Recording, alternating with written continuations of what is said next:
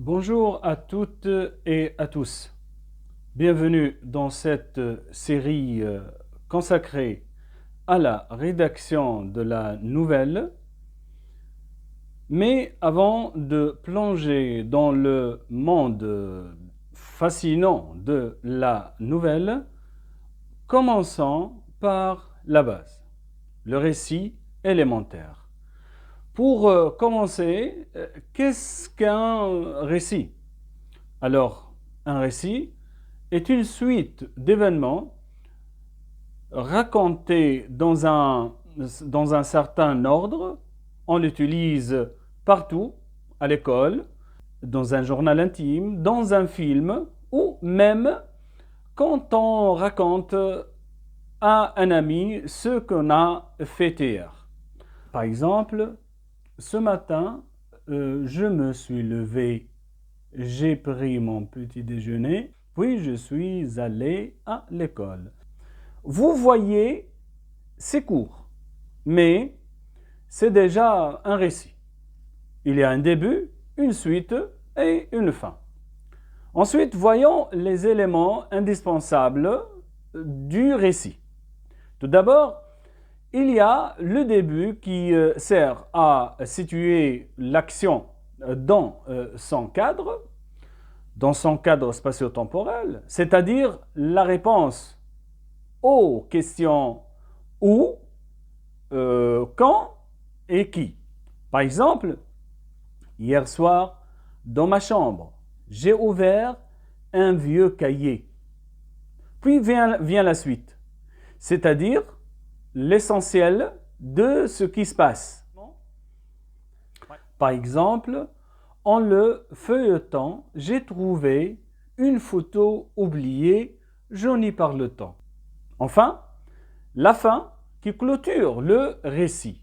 Par exemple, cette photo m'a rappelé un souvenir d'enfance et j'ai souri.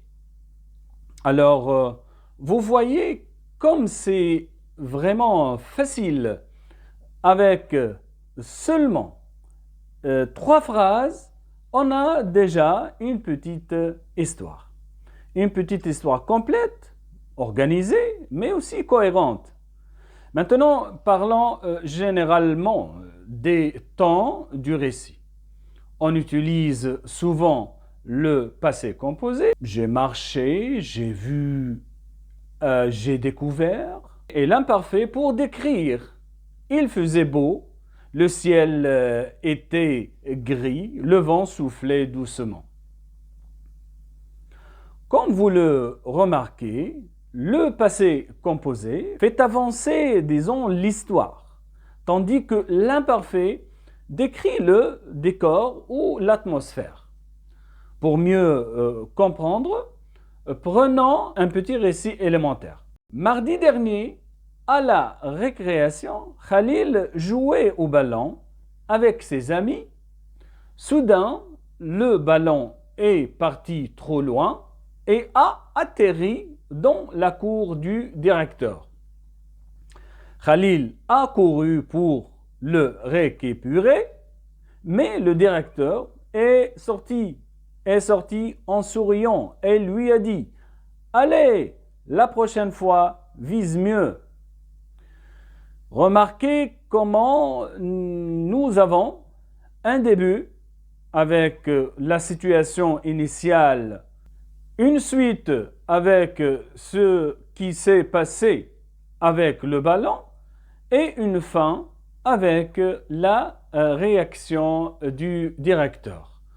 Bien sûr qui apporte une touche d'humour et d'amusement. Pour résumer, retenez bien ceci. Un récit, même très simple, doit avoir un début, une suite et une fin. Ces 3 éléments nécessaires constituent ce qu'on appelle l'unité narrative indispensable d'un récit. Bien entendu, notre petit récit subira des enrichissements et des élargissements que l'on voit ensemble dans les épisodes qui viennent.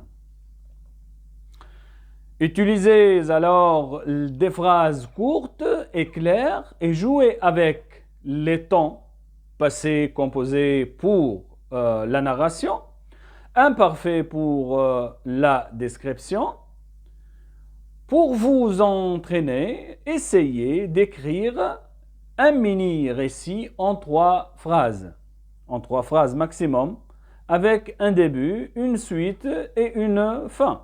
Par exemple, vous pouvez raconter « Ce matin, en allant à l'école, j'ai fait une rencontre inattendue. » 3 points de suspension.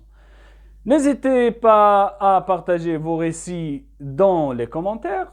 J'aurai certainement le plaisir de les lire. Merci d'avoir suivi ce premier épisode. Dans le prochain, nous verrons comment enrichir nos récits en y ajoutant d'autres événements et d'autres personnages peut-être et d'autres descriptions simples pour rendre l'histoire plus vivante. Abonnez-vous, likez si la vidéo vous a plu et surtout continuez à écrire car chaque mot compte. Au revoir.